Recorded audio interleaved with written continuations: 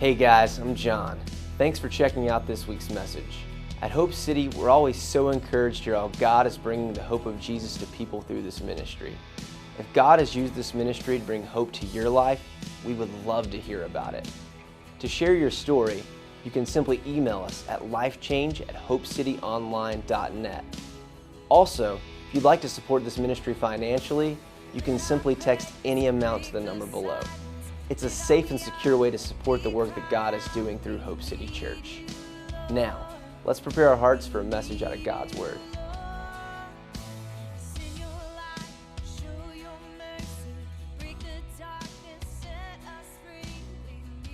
We're kicking off a brand new series that I could not be more excited about. Probably the most encouraging series we've ever done as a church, called Shut Your Face. And so if you're a social media person, if you're a hashtag person, if you like being on Instagram, Twitter, or Facebook, then you can make sure to hashtag all the things that we talk about this morning with the hashtag Shut Your Face. If nobody has done it yet, I want to be the first here to wish you guys a very, very happy new year. This is one of the most exciting times of the year for me. I love this time of the year for no other reason that this Sunday is the Sunday when everybody comes to church looking better than they've looked all year long. And here's why: because the majority of us got at least an article of clothing for Christmas, right? And even if you didn't get a shirt or a pair of pants or a jacket or a scarf, all of us at least got socks and underwear, right? And so everybody that's here this morning is at least rocking at least one new article of clothing, a new necklace, a new bracelet. And so you guys look fresh. Like, you look really, really good. I always find it interesting, particularly on the first Sunday of the year, that people roll in and they've still got like tags that they didn't know were there, and they've still got stickers like, and everybody can see the size, L, L, L, L, L, and you're like, I promise it's a medium, right? And so and there's like these clothing lines where you can see where the pinholes were and all that stuff. And so you guys look awesome. You look fresh. You look great. And I'm really, really excited to see you here. And I want to wish you a very happy new year. This is a really, really cool time of the year because everybody gets to hit the reset button, at least proverbially in your mind. You get to hit the reset button. Everybody gets a fresh start. Everybody gets to go back over those goals that they've made over the last several years and say, well, I think it's time to finally try to attempt or attain those goals again. But if we're being honest this morning, and I think everybody can attest to this, that somewhere along the way, most of us have failed at some of our New Year's goals or some of our New Year's resolutions. In fact, I would venture to guess that the majority of us have failed a New Year's resolution or a New Year's goal before Valentine's Day. Like, you couldn't even make it 6 weeks. You gave up during the month of January. The majority of us don't get to the place that we ultimately want to go. And nobody's exempt from that. Nobody's excluded from that. Everybody fails at their New Year's resolutions. And I've come to the conclusion that there's generally one underlying reason why the majority of us don't hit our goals and don't meet our New Year's resolutions. And to tell you what that is, I want to tell you a story. Several years ago, my oldest son, Caleb, was about 2.5. We decided that we were going to have a Daddy Sunday. And we did what all metrosexuals do on Daddy Sunday. We went shopping at the mall, right? Because that's what you do on Daddy Sunday when you're someone who dresses like I dress and look like I look. And so anyway, I took my 2.5-year-old son, Caleb, to the mall. We went shopping. We were hanging out. We were having a good time. And I made a goal at the beginning of the day. Because up until this point, it had always been Daddy and Mommy and Caleb. And whenever Mommy needed a break or Mommy needed some time off, Daddy and Caleb would stay at the house because at least nothing bad could happen at the house. And so we always stayed home. But at this point, I had finally gotten him old enough where I felt comfortable enough to take him out of the house. And I knew I wasn't going to break him. I thought we could actually go somewhere and he was going to be okay. He would survive the trip. And so I made myself a personal goal. And that goal was to get through the day without any mishaps, to get through the day without things going haywire, to get through the day with everything going like it was supposed to go. And it was going swimmingly. Like, everything was perfect. We went to these stores at the mall. We were able to grab lunch. Everything was great. We were coming home that afternoon, and I realized it was getting pretty close to dinner time. So we ran into a fast food restaurant real quick just to grab something before we got home. Everything had gone perfect. I was so excited. I was in such a good mood. I was ready to tell my wife that he came back in all of one piece. Like everything was where it was supposed to be. His hair was still combed, like he had been fed. He was well dressed. Like everything was well taken care of. And so we're right on the verge of getting home. We stop at this fast food restaurant just before the day is over. We order our food. We get it to go, and we're on our way out of the restaurant. And right as we're walking out of the restaurant, there's a lady walking into the restaurant that is a rather, what's a nice pastoral way to say this? A rather large lady, and large in just about every area that you can imagine. And she wasn't holding back the fact that she was large in just about every area that you can imagine. She was wearing some of the tightest clothes that you could possibly imagine. And there I am. I got a bag in one hand. I got my 2.5-year-old in the other hand. And we're walking out the door. She's walking in the door. And my son, Caleb, 2.5 years old, yells out so that the entire restaurant can hear it. Wow, her butt is huge. All hell broke loose. She freaked out. I freaked out. For the record, I was scared of her. She was a lot bigger than me. She looked like she could have played for the Packers or something. And so anyway, there's this big woman. She's angry. She's telling me that I've raised this terrible son and that my son doesn't have any manners. And then people started jumping in to my defense. And then other people started jumping in with her. And it was interesting because it ended up being this war of the skinny people versus the fat people. And all the skinny people and fat people were arguing with each other about what was appropriate and not appropriate. And then there was this whole war about why fat people were in the fast food restaurant to begin with. And that was a whole different discussion. And there was this war that broke out at a fast food restaurant at the door over a comment that my 2.5-year-old said. And when I got home, I told my wife, I was like, I blew it. I absolutely blew it. We did good all day long. And then because of one sentence at the end of the day, I did not accomplish my goals. And that's one of the conclusions that I've come to about all the goals we make in life, whether it's a single day goal, whether it's a particular meeting goal, whether it's a year-long goal. All of the goals we make in life are usually undermined because of something that comes out of this area of our body right here. Usually our mouths are what gets us in more trouble and messes up and undermines our goals more than anything else. Like some of you guys right now, you have a goal and your goal is to be a better husband in 2016. But eventually you're going to run your mouth and you're going to cause an argument. And when you get into that argument, you're going to end up being the same husband that you were in 2015 and you will have wrecked your goal all over again. Some of you want to be a better coworker in 2016 or a better employee in 2016. But the problem is your boss is going to do something or say something that you don't like,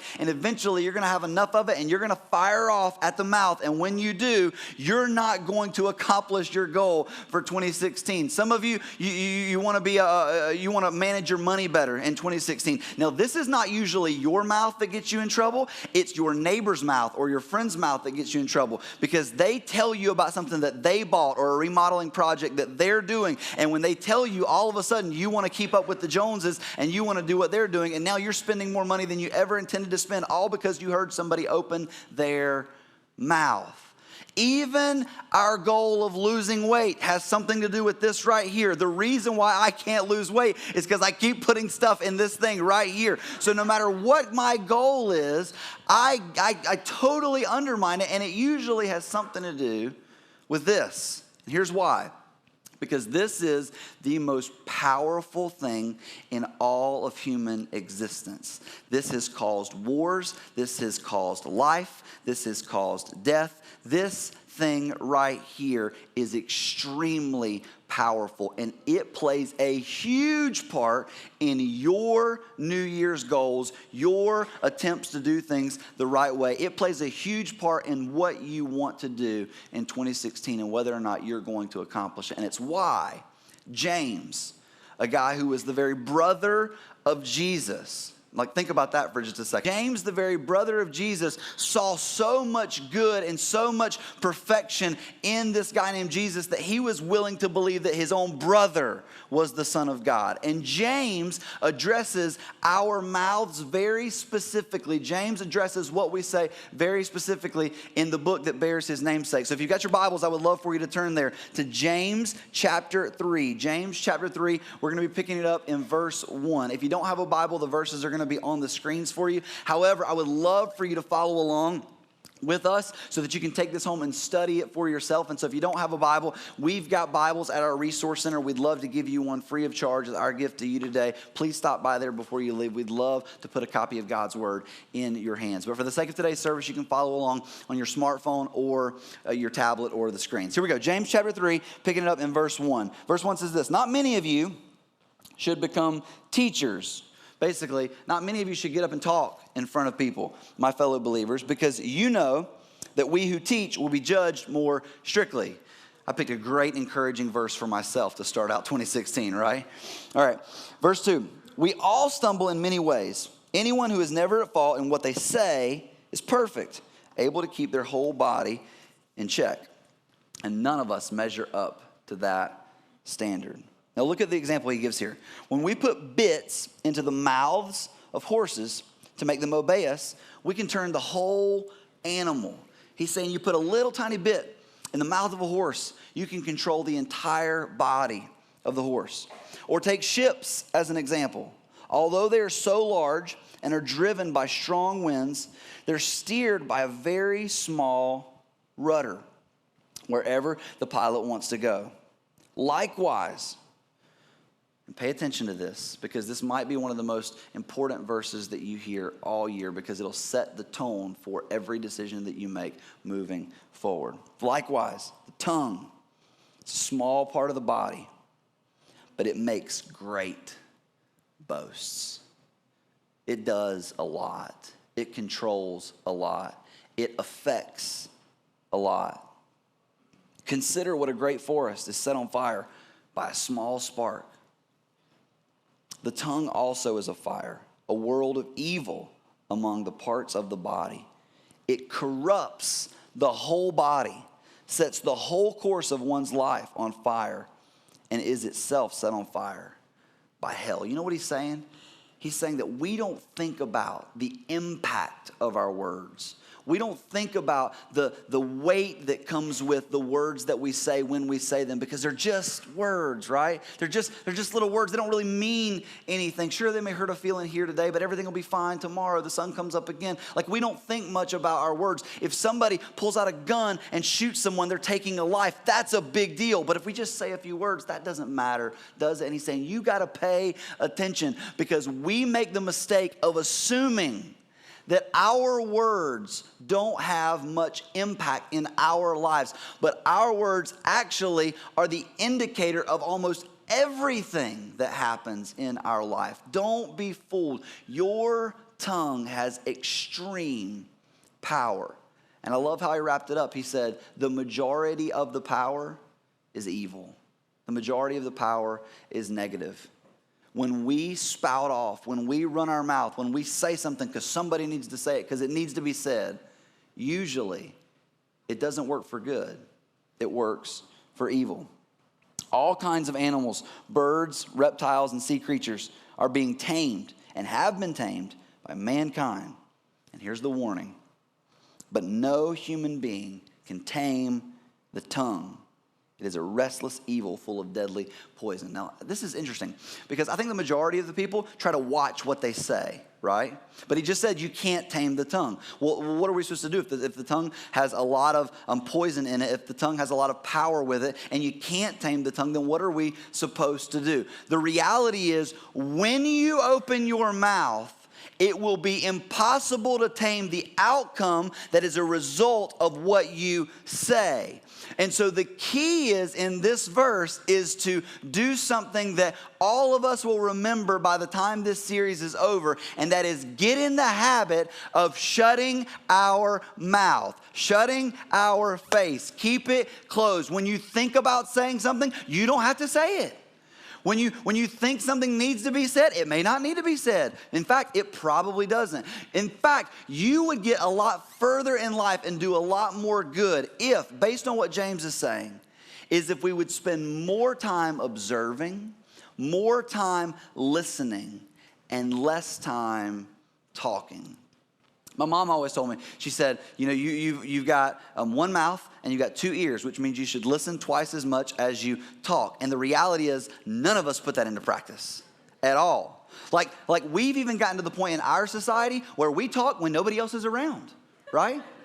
Like we get in our car, I've done it thousands of times, where you get in your car, you're driving down the road, you pull up to a red light, you look over at the person beside you, there's nobody else in the car. And what are they doing? They're just talking away. Nobody else is in the car. Now, I understand that they may be talking to somebody on the phone, but I know from my own personal experience, I talk to myself when nobody's around. We have a bad habit of running these gums, and they get us into more trouble than we could possibly imagine.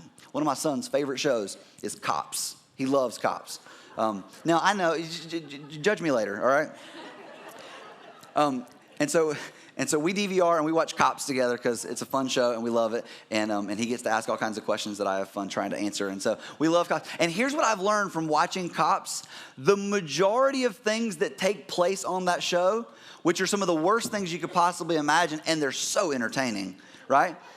They always start with somebody doing this. Almost 90% of the time, somebody said something to somebody, and before you know it, somebody's going to jail, right? Why? Because this wields an enormous amount of power. And often, the advice we give, even in the church world, is that we've got to watch what we say. We've got to be careful how we speak.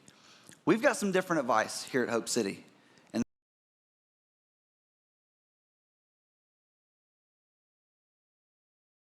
Just because everybody else is saying something doesn't mean you need to say something.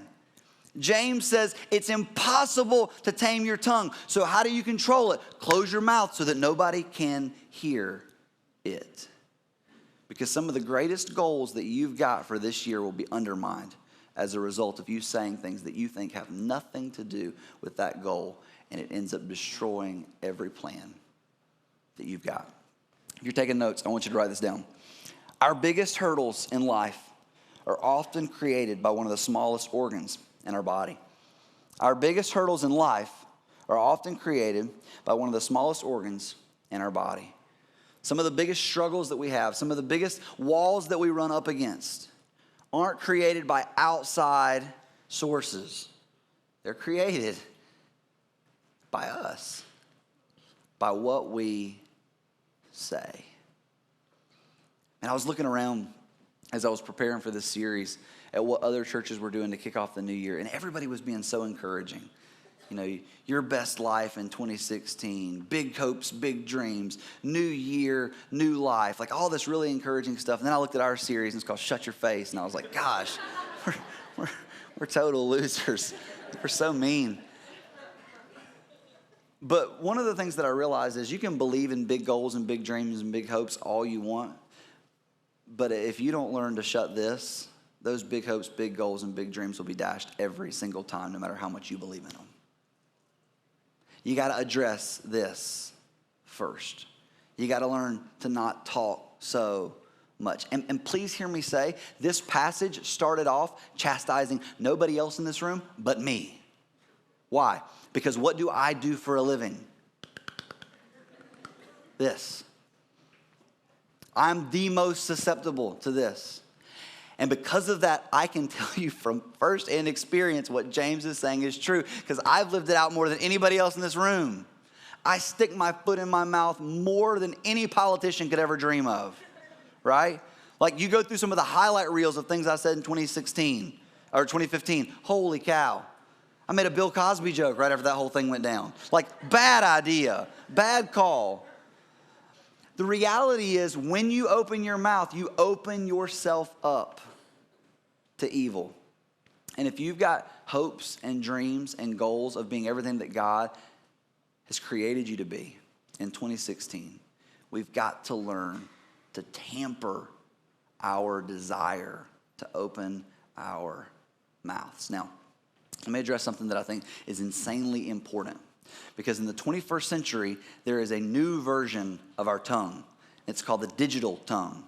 And the digital tongue is that little box when you get on your phone or you get on your computer. And it's usually after you click on something that says Facebook and the question in the box says, what's on your mind? Question mark. And then you have the ability to tell the world what's on your mind. And let me just tell you, 90% of what you tell the world is on your mind. They don't need to know what's on your mind. In fact, the world would be a better place if you didn't tell them what was on your mind. There's a reason it's on your mind, so that it can stay on your mind and not come out of your mouth. But we make the mistake of saying, well, I'm not going to say anything, but I'll just post a random status update. And then we'll just let the chips fall where they may. Don't you hate that? Don't you hate it when people put stuff out there and they don't put a name with it? They just throw something out there randomly on Facebook, and it could be about 8 of their friends, and you don't know, and nobody knows, and now there's all this speculation and all this gossip. I have watched, as a pastor over the last 10 years, I've watched marriages begin on social media. I've watched marriages destroyed on social media. I've watched relationships fall apart. I've watched lifelong friendships be completely blown to smithereens because of a comment or a status update on social media. Why? Because it's the 21st century version of exactly what James is talking about here. And what James suggests to you and me is that little box, that little window where we have the opportunity to type, it is filled with evil and it wields a lot of power. And we would do well often to shut our Facebook. See what I did there? You like that? All right? You might want to tweet that. That was pretty good. We would do well to shut that down as well. Why? Because it wields a lot of power. You say, man, this is a discouraging sermon. Like this is lame. I wish I would have come to church like in a few weeks, because I'm sure they'll be doing something better in a few weeks. Let me tell you something. This is not discouraging, because there's another side to this coin, and that is this. If the tongue is extremely powerful, it has the opportunity to breathe death or breathe life. Usually, when we're talking about us, it breathes death. But when we're talking about him, it breathes life. And it can be used for an incredibly powerful change in the lives of the people that God has placed in your path. We have the opportunity to open our mouths and sing praises to God when we gather together on Sundays. We have the opportunity to speak life over people who are going through broken and hellacious situations. We have the opportunity to pour our hearts into people who desperately need the hope of Jesus, and that's all done through our mouths. And so it's not just a bad thing. Just know this, that the majority of the time when you talk about you, it's evil, and the majority of the time when you talk about him, it's good. And so our suggestion for this coming year would be to do 2 things. When it comes to thoughts, opinions, ideas, it's 2016, so I'll say it, political agendas, you might be well served to shut your face. But when you do, God's going to grant you time and windows of opportunity to open it back up, but not to breathe your thoughts and not to breathe your opinions, but to breathe life, the life of the Spirit of God over somebody's life who desperately needs it. And often, we don't leave a window or room for God to move and work through our mouth, because our mouth is usually filled with so many other things that he can't get a word in edgewise.